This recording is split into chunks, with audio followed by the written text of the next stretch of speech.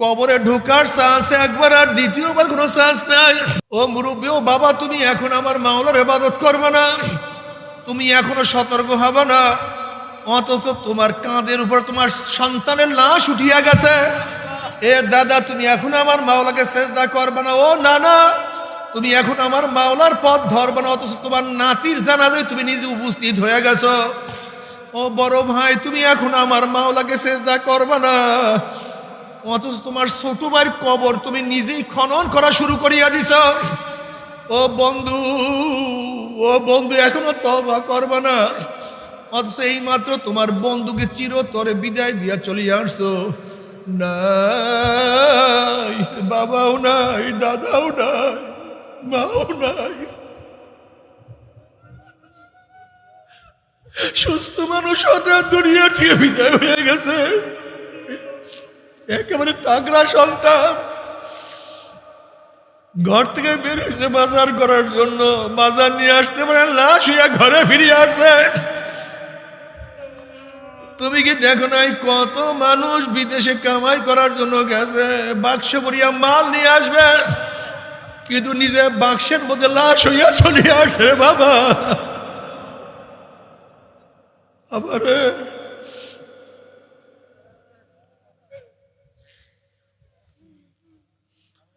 বাবারে, গুনাহ তো করি, তওবা করো, আর মাওলার কাছে বলো, মাওলা রে মাফ করিয়া দাও, তওবা করার তৌফিক দিয়া দাও। ইন্নাল্লাযীনা আমানু ওয়া আমিলুস সালিহাতি কানাত লাহুম জান্নাতুল ফিরদাউসি নুজুলা। নিশ্চয়ই যারা ঈমান আনার পরে নেক আমল করবে, আল্লাহ পাক তাদেরকে জান্নাতুল ফিরদাউস দান করবেন। সবাই বলে সুবহানাল্লাহ। জান্নাতে যাওয়ার জন্য দুইটা জিনিস লাগবে। কয়টা জিনিস বলেন? ঈমান ও নেক আমল। বলেন তো, আবারও বলেন। ফাকাদ ঈমান, শুধুমাত্র ঈমান। ঈমানওয়ালাকে প্রথম অবস্থাতেই জাহান্নাম থেকে বাঁচায়া জান্নাতে নিতে পারবে না। শুধুমাত্র ঈমান, ফাকাদ ঈমান, নিচক ঈমান। ঈমানওয়ালাকে প্রথম অবস্থাতেই জাহান্নাম থেকে বাঁচায়া জান্নাতে নিতে পারবে না। হ্যাঁ, ঈমান থাকলে একদিন জান্নাতে যাওয়া যাবে বটে, পিঠের চামড়াও থাকবে না। এর জন্য আল্লাহ পাক কি বলছেন? ইন্নাল্লাযীনা আমানু ওয়া আমিলুস সালিহাত। মাতুফ আলাই ঈমান এবং আমল এক জিনিস না, মুগায়্যার, একটা আর একটা এক জিনিস না। ঈমান এক জিনিস, আমল ভিন্ন জিনিস, সম্পূর্ণ ভিন্ন জিনিস। খুব ভালো মতো বোঝার চেষ্টা করবেন। ঈমান বিশ্বাসের নাম, ঈমান কোনো কাজের নাম না। আমি সহজে বুঝাই, ঈমান ভর্তির নাম। ঈমান কিসের নাম? ধরে নেন আপনি এই প্রতিষ্ঠানে ভর্তি হওয়ার জন্য আসছেন। প্রিন্সিপাল সাহেব আপনাকে একটা ফরম দিছে, দেখো তো 1 নাম্বার 2 নাম্বার 4 নাম্বার 5 নাম্বার এই শর্তগুলি মানবা কি মানবা না, তোমার পছন্দ হয় দেখো তো ভালো মতো। হ্যাঁ, দস্তখত করো। দস্তখত করছেন, আপনি কি হয়ে গেলেন? কাজ শেষ না কাজ শুরু? ভর্তি হওয়ার আগ পর্যন্ত কথা বলেন না কেন? প্রিন্সিপাল সাহেবের কোনো অধিকার, ওস্তাদের কোনো অধিকার, কিন্তু যখনই দস্তখত দিচ্ছেন, দেখছেন, খুব ভালো মতো বুঝবেন, একটু আগে অধিকার ছিল না, একটু আগে কোনো অধিকার ছিল না। যখনই দস্তখত করছেন, এখন যদি ক্লাস না করেন তাহলে কি করবে? কথা বলেন না কেন? যদি পরীক্ষা না দেন, ঘন্টা না করেন, মার্কস কম পান, যদি প্রতিষ্ঠানে খেলাফ কাজ করেন, দেখেন দস্তখত হওয়ার আগেও আপনি রাস্তায় ছিলেন, তখন প্রিন্সিপাল সাহেব কিছু বলেনি, জিজ্ঞাসাও করে নেই আপনি গোসল করছেন, ঘুরছেন, ফিরছেন, কোনোদিন জিজ্ঞাসা করে নেই। কিন্তু যখনই দস্তখত করছেন, এই হাজিরা টান দেয়, এই প্রথম ক্লাসে আসে কিনা, দ্বিতীয় ক্লাসে আসে কিনা, ওকে ওর শাস্তি দাও, ওর নাম কাটো, অমুক করো তমুক করো, এতদিন বলে নাই কেন? আপনার ওর প্রতি তার কোনো দায়িত্ব ছিল না, আপনি তার সাথে আবদ্ধ হন নাই। কি হন নাই? কোনো কমিটমেন্টে আবদ্ধ হন নেই। যখন কমিটমেন্টে আবদ্ধ হয়ে গেছেন, এখন আপনাকে শাসন করবে। দেখেন, এক ব্যক্তি কাফের, জীবনভর নামাজ পড়ে নেই। এক ব্যক্তি কাফের জীবনভর, এক ব্যক্তি মুশরিক জীবনভর নামাজ, আজকে সে ঈমান আনছে, এই মাত্র সে মুসলমান হয়েছে, এখন তার নামাজ লাগবে কি লাগবে না? বিগত দিনের নামাজ, কথা বলেন তো, লাগবে? বিগত দিনের নামাজ। কিন্তু একজন মোমেন নামাজ পড়ে নাই 50 বছর পর্যন্ত, একজন মোমেন 50 বছর পর্যন্ত, কিন্তু তার নামাজ, কারণটা কি বলেন তো? আল্লাহর সাথে কমিটমেন্টে সে আবদ্ধ ছিল। কাফের আল্লাহর সাথে কোনো চুক্তিবদ্ধ আবদ্ধ ছিল না, এই জন্য তার কাজা কাফারা নাই। কিন্তু এই মোমেন তার সাথে আল্লাহর সাথে চুক্তিবদ্ধ আবদ্ধ ছিল, আমি ক্লাসে আসব, ঘন্টা করব, আমি পরীক্ষা দেব, এই কমিটমেন্ট আবদ্ধ ছিল। যেহেতু কাফেরের সাথে মুশরিকের সাথে আল্লাহ পাকের কোনো চুক্তি ছিল না, কমিটমেন্ট ছিল না, এর জন্য তার উপরে কোনো আমল ওয়াজিব ছিল না, ফরজ ছিল না। জিহাদ ফরজ ছিল না। নামাজ কার উপর ফরজ? মোমেনের উপরে। রোজা কার উপরে ফরজ? মোমেনের উপরে। হজ কার উপর ফরজ? না কাফেরের ফরজ। কেন ফরজ হবে না? ভর্তি হয় না, কমিটমেন্ট আবদ্ধ হয় না, এই জন্য তার কাজাও নাই, কাফারাও নাই। যে জাহেলরা বলে যে মুসলমান যদি নামাজ কাজা করে তার কাজা নাই, এটা জাহেল, এটা ভণ্ড আস্থা। ওরে ভণ্ড, আল্লাহর সাথে তার কোনো কমিটমেন্ট ছিল না, চুক্তি ছিল না, এর জন্য মাত্র সে ঈমান আনছে, এখন তো কমিটমেন্ট শুরু। আর তোমার সাথে ঈমান আনার কারণে তুমি আগের থেকে আল্লাহর সাথে চুক্তিবদ্ধ আবদ্ধ হয়ে গেছো। কি কথা ঠিক না? যা হোক, এই মাসালা আর এক মাসালা, আমি যেটা বলতেছিলাম সেটা খুব খেয়াল করে শোনেন। উস্তাদজি আপনাকে ফর্ম ফিল আপ করাবার পরে কাজ শুরু না শেষ? এইটা মাত্র শর্ত অনুযায়ী চুক্তি। কি কথা ঠিক না? দেখেন, এক ব্যক্তি ভর্তি হইছে, লেকিন লেখা নাই, পড়া নাই, পাশ করতে পারবে?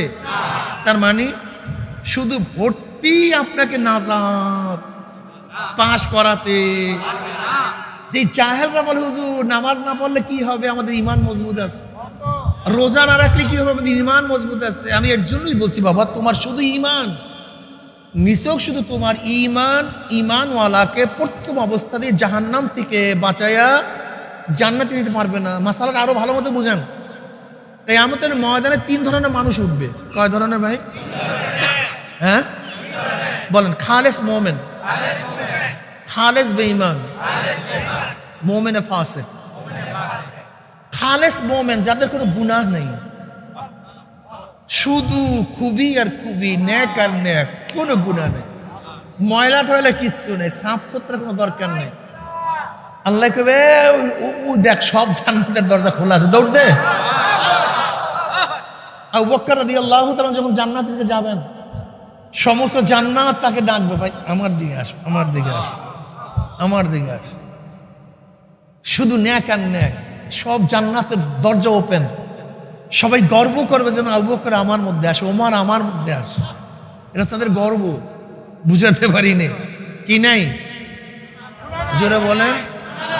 গুনাহ বলতে কিচ্ছু নাই, শুধু নেক আর নেক। নবী, শহীদ যারা আছেন তারা বাস ডাইরেক্ট চলে যাবেন, সাদিকিনরা। খালেস কাফের, নেক বলতে কিছু নেই, সবই একেবারে কালো আর কালো, গুনাহ আর গুনাহ। এদের জন্য কোনো হিসাব নিকাশ নেই, ডাইরেক্ট জাহান্নাম, ডাইরেক্ট সরাসরি জাহান্নামে চলে যাও। যা, কথাটা বুঝাতে পারিনি? এই 2 ধরনের চলে গেছে।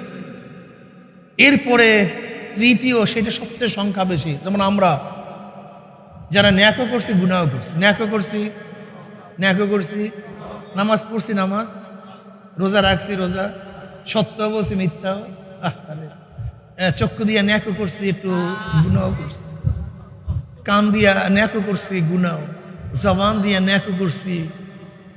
কি আছে ভাই? ন্যাক আর গুনাহ, এই 2টাই আছে। এবার কি হবে? কিয়ামতের ময়দানে ওজন করা শুরু হবে, ন্যাক গুনাহ, ন্যাক গুনাহ, ন্যাক গুনাহ, এই ন্যাক এই গুনাহ, এরকম করতে করতে যখন ন্যাকের পাল্লা ওজন হয়ে যায়, আম্মা মান সাকুলাত মাওয়াজিনুহু ফাহুয়া ফি, যদি এক তিল পরিমাণ ন্যাকের পাল্লা ওজন হয়ে যায়, জান্নাতের ফয়সালা হয়ে যাবে। ওয়া আম্মা মান খাফফাত মাওয়াজিনুহু ফাউম্মুহু হাবিয়া, আর যাদের এক জাররা পরিমাণ গুনাহ ওজন হয়ে যাবে তাদের জন্য জাহান্নামের ফয়সালা হয়ে যাবে। এই জন্য আল্লাহ পাক কি বলে, ইন্নাল্লাযীনা আমানু ওয়া আমিলুস সালিহাতি কানাত লাহুম জান্নাতুল ফিরদাউসি নুজুলা। আল্লাহ পাক এই কথা বলেন না, ইন্নাল্লাযীনা আমানু কানাত লাহুম জান্নাতুল ফিরদাউসি নুজুলা, যারা ঈমান আনবে আমি তাদের জন্য জান্নাতুল ফিরদাউস রাখছেন, কথা বলেন নাই। কি লাগবে? ঈমানও। জোরে বলেন। ঈমান থাকলে একদিন একদিন জান্নাতে যাওয়া যাবে। আগেই বলছি পিঠের চামড়া থাকবে না। বুঝাতে পারি না। তুমি এই নামাজ এক ওয়াক্ত কাজা, এক ওয়াক্ত নামাজ কাজা তোমার শাস্তি ভোগ করতে হবে। তুমি রোজা কাজা করছো যেটা মেকআপ করতে পারো নাই, এই রোজার কাজা এই শাস্তি তোমাকে ভোগ করতে হবে। একটা গুনাহ এখন আমল নামায় দেখা যায় তওবা করতে পারো নাই, এই গুনার শাস্তি তোমাকে ভোগ করতে হবে। এ আমার যুবক বাবারা, এ আমার মুসলমান বাবারা, ও আমার পর্দালা মা বোনেরা, হে আমার মুসলমান বাবারা, পর্দালা মা বোনেরা, যেই কাফেররা ভর্তি হয় নাই ওদের দিকে তাকায়ও না, যেই ছাত্ররা ভর্তি হয় নাই তাদের দিকে তাকায়ও না, যেই ছেলে প্রতিষ্ঠানে ভর্তি হয় না ওর ক্লাসের কোনো চিন্তা নাই, পরীক্ষার কোনো চিন্তা নাই, ওর সবক দেওয়ার কোনো টেনশন নাই, ও তো ভর্তিই হয়নি। তুমি ওর দিকে তাকাও। কিন্তু তুমি ভর্তি হয়েছো, তোমার সামনে পরীক্ষা,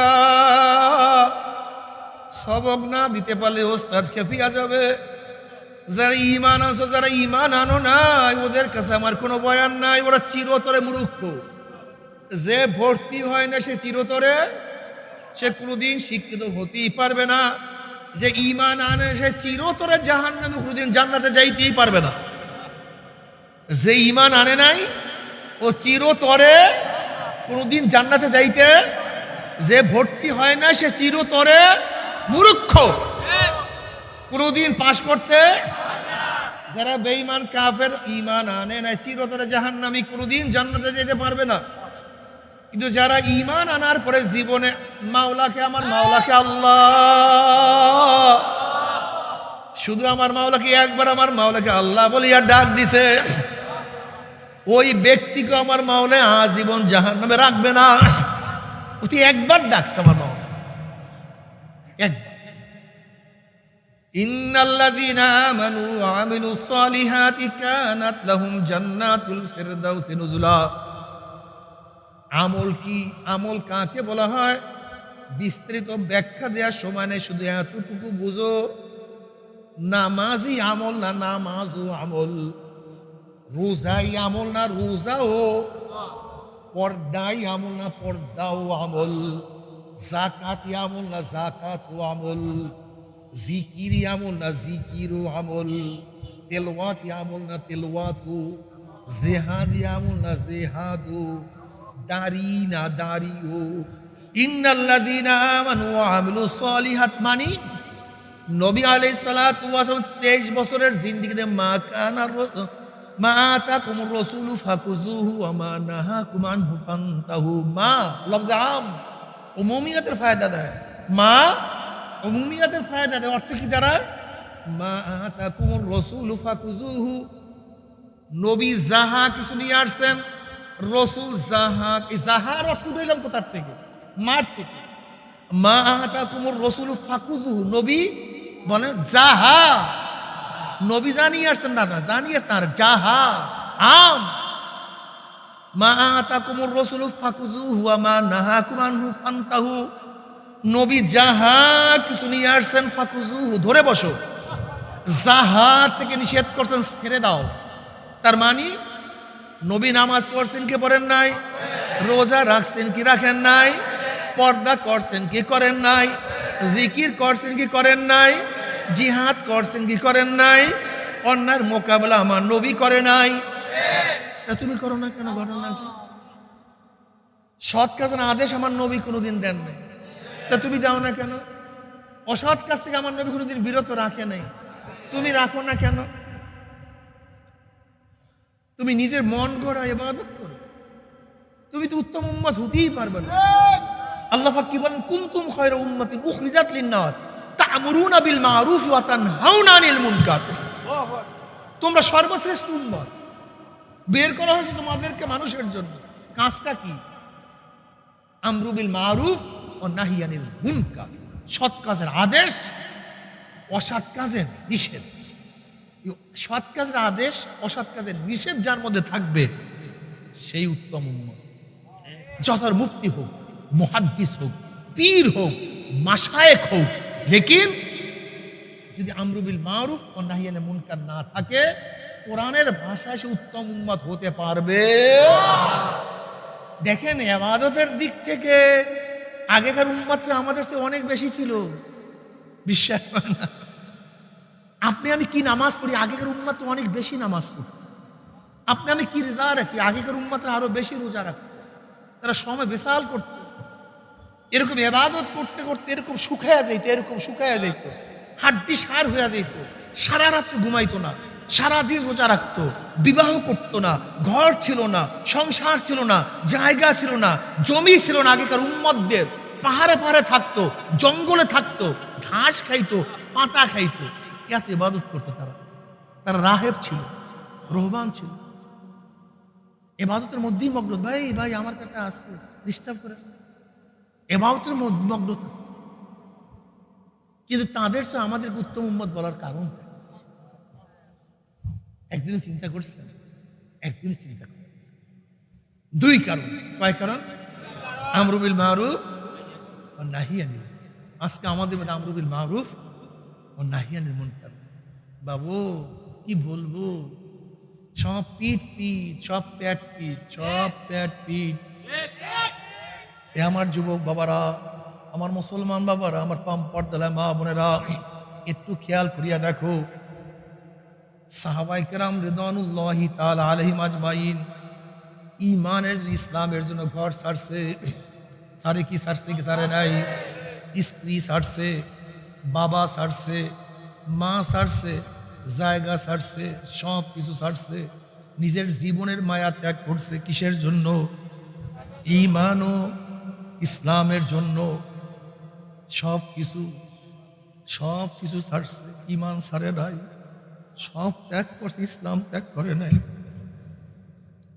আমাদের পূর্বসূরীরা ইসলাম ঈমানের জন্য সব কিছু ত্যাগ করছে, ঈমান এবং ইসলাম ছাড়ে নাই। আর আমরা কি করি?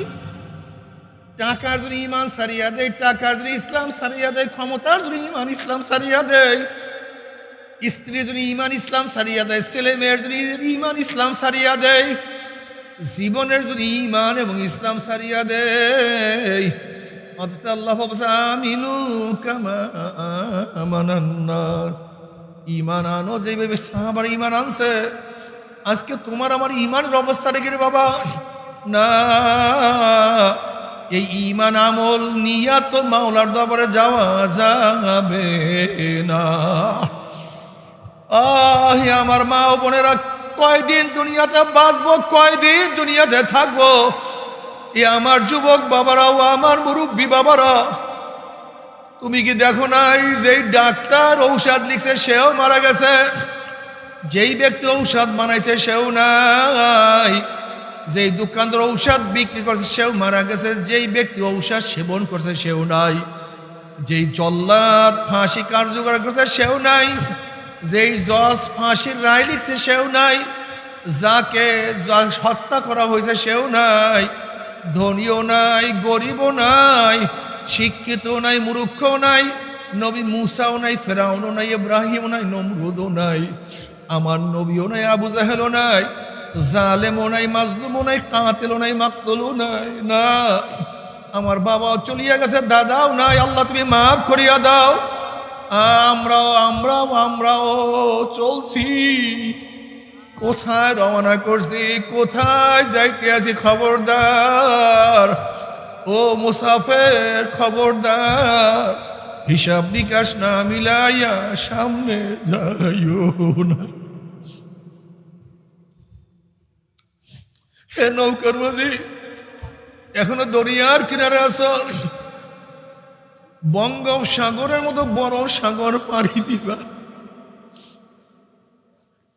বিশাল সাগর পাড়ি দেওয়ার জন্য প্রস্তুতি গ্রহণ করতে আসো, এখনো দরিয়ার কিনারায় সাগরের কিনারায় নৌকার তক্তা ঠিক মতো চেক করো, বাদামের অবস্থা কি, মজদুরের অবস্থা নাকি, রশির অবস্থা কি, দাঁড় বৈঠার অবস্থা কি, খবরদার পরীক্ষা নিরীক্ষা না করিয়া সাগরের মধ্যে পাড়ি জমায়ও না। ওই সাগরের মধ্যে বিরাট তুফান, অনেক বড় তুফান, বাতাস ছাড়িয়া দিছে, টর্নেডো শুরু হয়ে গেছে, আল্লাহ মাফ করিয়া দাও। যদি পচা তক্তার নৌকা নিয়া, দুর্বল দাঁড় নিয়া, দুর্বল বৈঠা নিয়া, দুর্বল রশি নিয়া, দুর্বল বাদাম নিয়ে যদি সাগরের মধ্যে পাড়ি জমাই বসো,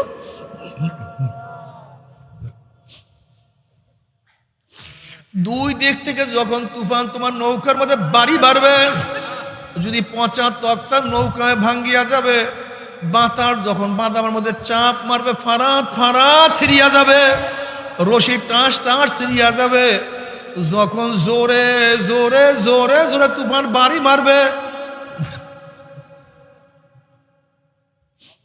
তোমার বৈঠাদার ভাঙ্গিয়া চুরিয়া গহীন সাগরের মধ্যে তলাইয়া যাবা, আর তোমার হয় মাঝে উপরে যাইতে পারবা না।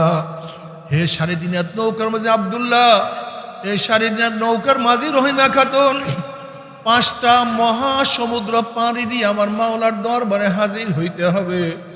এখনো দুনিয়ার মধ্যে আছো, দরিয়ার কিনারায়, দেখো তোমার ইমানের অবস্থা কি, দেখো তোমার আমলের অবস্থা কি। আল্লাহ, তোমার ঈমান কি মজবুত না দুর্বল হয়ে গেছে? তোমার নামাজ কি বেশি না নামাজ কাজার সংখ্যা বেশি? আল্লাহ, তোমার চোখের দিকে তাকায়া দেখো, চোখ কি নেকের কাজ বেশি করছে না গুনার কাজ বেশি করছে?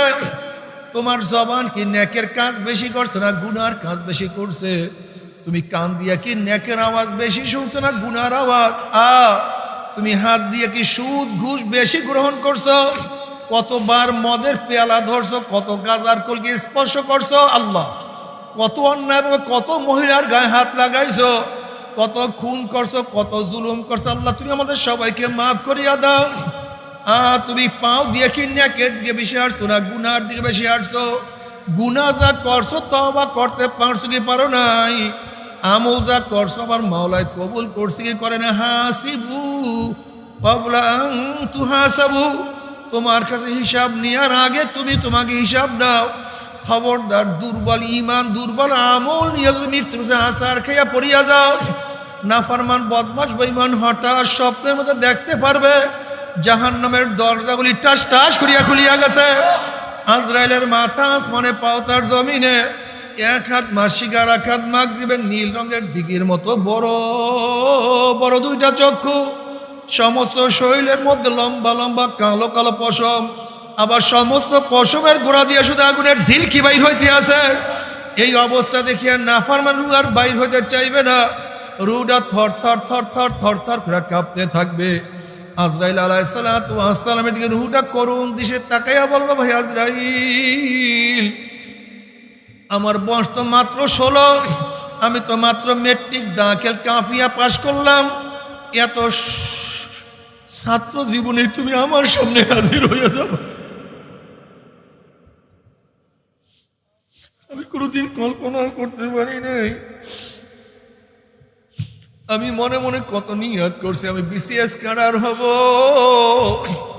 আমি ডিসিএসপি সচিব হব, আমার ঢাকায় বাড়ি থাকবে গাড়ি থাকবে, কত সম্মান ইজ্জত, কিন্তু মেট্রিকের বছর তুমি আমার সামনে হাজির হয়ে যাবে, কোনোদিন কল্পনাও করতে পারি নাই। আমার দাখিলের ছাত্র বাবারা ও আমার 10-এর ছাত্র বাবারা, তুমি কি দেখো নাই 9-এর কত ছেলেরা দুনিয়ার থেকে বিদায় হয়ে গেছে? ও আমার 9-এর ছাত্র বাবারা, তুমি কি দেখো নাই 8-এর কত ছেলেরা দুনিয়ার থেকে বিদায় হয়ে গেছে? তুমি কি দেখো না জন্ম হওয়ার পরে কত শিশু দুনিয়া থেকে বিদায় হয়ে গেছে? ভাই আজরাইল পরীক্ষা দিছে, আগামীকাল রেজাল্ট বের হবে, একটু রেজাল্ট শোনার সুযোগ করিয়া দাও। ভাই আজরাইল অমুক মাহফিলে গিয়া নিয়াত করছিলাম নামাজ আর কাজা করব না, রোজার ছাড়বো না, গুনার কাজের কাছেও যাব না, এই তওবা করব করব করতে করতে তুমি আমার সামনে হাজির হয়ে গেছো, আমাকে একটু তওবা করার সুযোগ করিয়া দাও। আল্লাহর কসম সারা রাত্র ঘুমাবো না, সারা রাত্র ইবাদত করব, সারাদিন কিছুই খাইব না, সারাদিন রোজা রাখবো, বন্ধু বান্ধবের আড্ডার প্রশ্নই আসে না, সারাদিন কোরআন তেলাওয়াত জিকির আজকারের মধ্যে লিপ্ত হইয়া যাব। ওয়া আকুম মিনাস সালিহিন, আমি নেককার আল্লাহওয়ালা হইয়া যাব, আমাকে তওবা করার সুযোগ করিয়া দাও। আজরাইল আলাইহিস সালাতু ওয়াস সালামের খবীর, ওরে খবীস, আমার মাওলা কি কালামে পাকের মধ্যে আগেই বলেন নাই, ওয়ালা ইউআখিরুল্লাহু নাফসান ইযা জা আজালুহা, আমি কার বাড়ির দরজা নক করলে গোটা দুনিয়ার মানুষ আমাকে সরাইতে পারে না, আমি কার সামনে হাজির হলে গোটা দুনিয়ার মানুষ আমাকে ভাগাইতে পারে না, আমি আমেরিকার রাশিয়া বুলেট কামান কিছুই ভয় করি না, আর তোকে সুযোগ দেওয়া হবে না। আজরাইল আলাইহিস সালাতু ওয়াস সালাম গোসাইয়া রুহুটার পরে এমন জোরে থাবা মারবে, থাবার সরে কলিজার রগগুলি সিরিয়া সিরিয়া নিয়ে যাইবে। এই দুনিয়াতে তোমাকে আমাকে আর কেউ রাখতে পারবে না। ও আমার যুবক বাবারা, ও মুরব্বী বাবারা, ও আমার পর্দালে মা বোনেরা, আজকে দুনিয়ার পরীক্ষায় একবার ফেল করলে বারবার পরীক্ষা দিয়া পাশ করার আশা করা যায়। আজকে দুনিয়ার মামলায় ম্যাজিস্ট্রেট করে হারলে জজ করে আপিল করিয়া, জজ করে হারলে হাইকোর্টে আপিল করিয়া, হাইকোর্টে হারলে সুপ্রিম কোর্টে আপিল করিয়া যে তার আশা করা যায়। কিন্তু খোদা না খাস্তা, খোদা না খাস্তা, খোদা না খাস্তা, মৌয়াতের মামলায়, কবরের মামলায়, কিয়ামতের মামলায়, ওই মিজান পুসরাতের মামলায় যদি একবার স্লিপ কাটিয়া যায়, একবার যদি ফেল করিয়া, একবার যদি ফেল মারিয়া যায়, আল্লাহ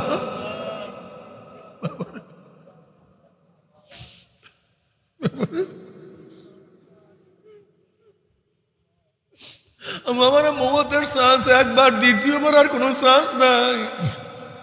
ও মুসলমান বাবারা, কবরে ঢোকার শ্বাস একবার, আর দ্বিতীয়বার কোনো শ্বাস নাই। ও ও মুরব্বী, ও বাবা, তুমি এখন আমার মাওলার ইবাদত করবে না, তুমি এখনো সতর্ক হবে না, অথচ তোমার কাঁধের উপর তোমার সন্তানের লাশ উঠিয়া গেছে। এ দাদা, তুমি এখন আমার মাওলাকে সেজদা করবে না। ও নানা, তুমি এখন আমার মাওলার পথ ধরবে না, অথচ তোমার নাতির জানাজায় তুমি নিজে উপস্থিত হয়ে গেছো। ও বড় ভাই, তুমি এখন আমার মাওলাকে সেজদা করবে না, অথচ তোমার ছোট ভাইয়ের কবর তুমি নিজেই খনন করা শুরু করিয়া দিছ। ও বন্ধু, ও বন্ধু, এখনো তওবা করবে না, অথচ এই মাত্র তোমার বন্ধুকে চিরতরে বিদায় দিয়া চলিয়া আসছো। নাই, বাবাও নাই, দাদাও নাই, মাও নাই, সুস্থ মানুষ হঠাৎ দুনিয়া থেকে বিদায় হয়ে গেছে। একেবারে তাগড়া সন্তান, ঘর থেকে বের হয়েছে বাজার করার জন্য, বাজার নিয়ে আসতে পারে লাশ হইয়া ঘরে ফিরিয়ে আসছে। তুমি কি দেখো নাই কত মানুষ বিদেশে কামাই করার জন্য গেছে, বাক্স ভরিয়া মাল নিয়ে আসবে, কিন্তু নিজে বাক্সের মধ্যে লাশ হইয়া চলে আসছে বাবা। আবারে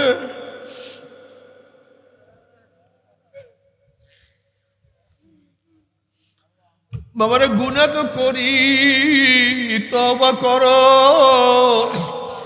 আর মাওলার কাছে বলো, মাওলা রে মাফ করিয়া দাও, তওবা করার তৌফিক দিয়া দাও, গুনার দিকে ফিরিয়া থাকার তৌফিক দিয়া দাও। আবার মাওলার দরবারে শুধু চোখের বাণী ছড়া, আবার বলো, মাওলা ও রহমান, ও রহিম, ও গফফার, ওরে মালিক, মালিক রে মাফ করিয়া দিও।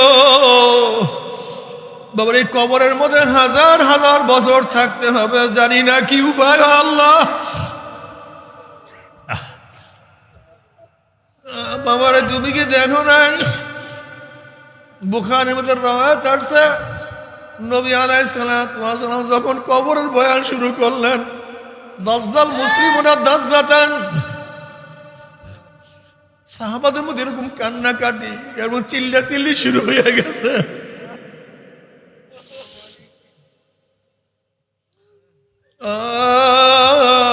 আল্লাহ তুমি আমাদের সবাইকে মাফ করিয়া দাও।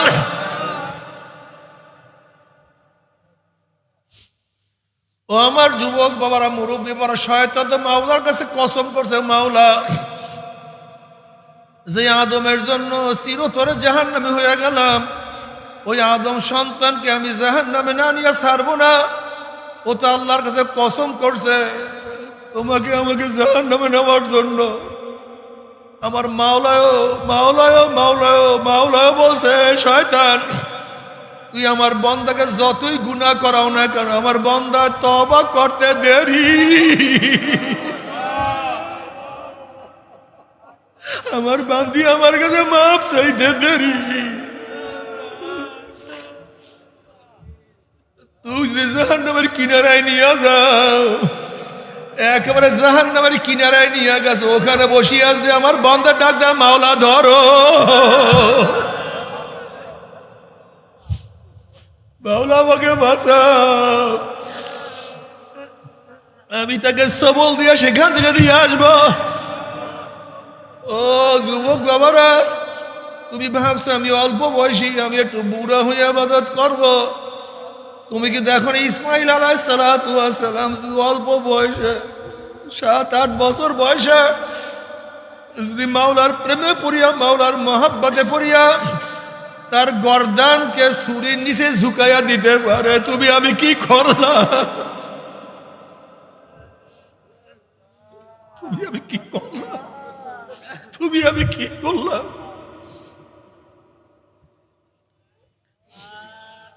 আলিউল মুর্তজা রাদিয়াল্লাহু তাআলা অল্প বয়সে আমার মাওলার পাগল হইতে পারে তুমি আমি কি করলাম। আব্দুল্লাহ ইবনে আব্বাস আব্দুল্লাহ ইবনে উমরকে আমার মাওলা যদি ছোটবেলায় কবুল করে তুমি আমি কি করলাম।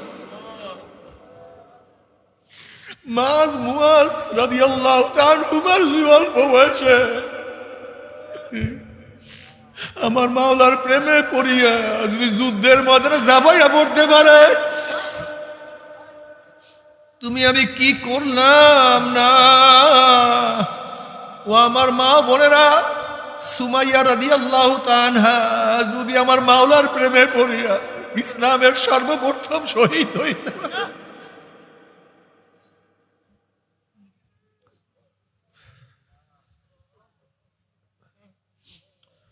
তুমি আমি কি করলাম। হাসিবু ক্বাবলা আন তুহাসাবু তোমার কাছে আমার কাছে হিসাব নেওয়ার আগে তুমি তোমাকে আমি হিসাব নেও কি করলাম রে কি করলাম কি করলাম জানি না। আল্লাহ তুই আমাদের সবাইকে মাফ করিয়া দাও। এই কবরের মধ্যে হাজার হাজার বছর থাকতে হবে এরপর কিয়ামতের ময়দান যদি আল্লাহ পাক নেকের বলে ওজন করিয়া দেন আলহামদুলিল্লাহ কপাল ভালো নসিব ভালো আল্লাহ পাক জান্নাতের ফয়সালা করিয়া দিবেন। আল্লাহ কবুল করিয়া নাও। ওয়া আম্মা মান খাফফাত মাওয়াজিনুহু ফাউম্মুহু হাবিয়া আর আল্লাহ না করুক যাদের নেকের পাল্লা হালকা হয়ে যাবে গুনার পাল্লা ভারী হয়ে যাবে ফাউম্মুহু হাবিয়া আল্লাহ পাক তাদেরকে হাবিয়া জাহান্নামের ফয়সালা দিয়া দিবে। এখন আল্লাহ পাক নিজে প্রশ্ন আমা আদরাকা মা হিয়া তোমরা কি জানো হাবিয়া কোন জাহান্নামের নাম। হাবিয়া জাহান্নামের ধরনটা কি তোমরা কি জানো নাকি। আল্লাহ পাক প্রশ্ন করার পরে নিজেই জবাব দেন নারুন হামিয়া। শোনো হাবিয়া কেমন জাহান্নাম যেরকম কোন এক মানুষ যদি বঙ্গোপসাগরের মাঝখানে ডুব দেয় তার ডাইনে বামে চারিদিকে পানি আর পানি ছাড়া কিছুই থাকে না। হাবিয়া এমন একটা জাহান্নাম যার ডাইনে আগুন, বামে আগুন, উপরে আগুন, নিচে আগুন, সামনে আগুন, পিছনে আগুন, নারুন হামিয়া, আগুনের একটা গর্ত, আগুনের একটা কুয়া, আগুনের একটা মটকা। ওরে সহ্য করতে পারবি? আল্লাহ তুমি আমাদের সবাইকে মাফ করিয়াই দাও, গুনার থেকে তওবা করার তৌফিক সবাইকে দিয়াই দাও। আল্লাহ তুমি আমাদের সবাইকে মাফ করিয়া দাও। আর জাহান্নামে জ্বলতে জ্বলতে কলিজা শুকায়া যাবে, জিব্রা শুকায়া যাবে, পানি পানি করে চিল্লাইতে থাকবে। আল্লাহ পাক বলবে, ফেরেশতারা নাফরমানকে দুনিয়াতে কত নিয়ামত আমি ভোগ করাইছি, আমার এত নিয়ামত ভোগ করিয়া যারা আমার হুকুম মানে নাই, ওই জাহান্নামীদের জন্য ঠান্ডা জাতীয় ঠান্ডা পানির ব্যবস্থা রাখি নাই। লা ইয়াযুকুনা ফিহা বারদা ওয়ালা শারাবা ইল্লা হামিমা ওয়াসাকা জাযাআন ওয়াফাকা। আমি ওদের জন্য গরম পুজ এবং গরম পানির ব্যবস্থা রাখছি। ওই পানি এবং পুজ এত গরম হবে, যখন জাহান্নাম লোকের চেহারার সামনে পানি এবং পুজ নিয়ে আসা হবে, পানি এবং পুজের গরমে চেহারার চামড়াটা খুলিয়া জাবাত করে পড়িয়া যাবে। এরপরও পানির তৃষ্ণা মিটবে না। যখন ডক ডক করিয়া পানি এবং পুজ গিলিয়া খাইয়া ফেলাইবে, পেটের মধ্যে গিয়া নারী বুড়ি সব জ্বালাইয়া পোড়াইয়া গলাইয়া পিছনের রাস্তা দিয়া জুব জুব করে ফেলাইয়া দিবে। আল্লাহ পাক কালামে পাকের মধ্যে ফরমান, লা ইয়ামুতু ফিহা ওয়ালা ইয়াহইয়া, মানুষ মরবেও না, মানুষ বাঁচবেও না, জীবন বাহির হবে কিন্তু বাহির হবে না। বাবার সহ্য করতে পারবি? ওই আযাব তো কেউ সহ্য করতে পারবো না। তবে মুমিন মুসলমান বলতে সবাই মনে চায় গুনার থেকে ফিরিয়ে নেক আমল করিয়া মাওলার জান্নাত, কিন্তু সবাইরই যাইতে মনে চায়। গুনাহ নিয়ে মাওলার জাহান্নামে কাউরে কিন্তু যাইতে মনে চায় না।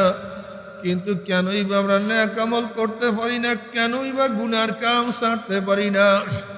এর মূল কারণ হলো আপনার এবং আমার পিছনে নফস এবং শয়তান লাগিয়া রয়েছে। এই নফস এবং শয়তান থেকে ফেরার জন্য যে কোনো একজন হক্কানি আল্লাহর ওলির হাতে হাত দিতে হবে রে বাবা। খবরদার, বর্তমান জামানায় পীর মুরিদের নামে ভেজাল, ব্যবসা, দলাদলি, হিংসা, হাসাদে পরিণত হয়ে গেছে। সমস্ত আল্লাহর ওলির একমত, যেই পীরের 5 জন মুরিদের মধ্যে কমপক্ষে 3 জনকে দেখবেন আলহামদুলিল্লাহ সুন্নাত মাফিক আমল আখলাক মজবুত হইয়া যাইতে আছে, গুনার কাম ছাড়তে আছে, নেকের আমল ধরতে আছে, কলব নরম হইয়া চোখে পানি আসতে আছে। বৃক্ষতর নাম কি, ফলে পরিচয় আমি চরমোনাই বুঝি না। চরমোনার দাওয়াত, প্রশংসা, প্রচার প্রসার করার জন্য আসি নাই রে বাবা। চরমোনাই যাওয়ার তোমার কোনো দরকার নাই, কোনো দরকার নাই। তুমি যার কাছে গিয়া পারো গুনার কাম ছাড়ো, নেকের আমল ধরো, কলব নরম করিয়া চোখে পানি নিয়া মাওলার কবরে যাইও।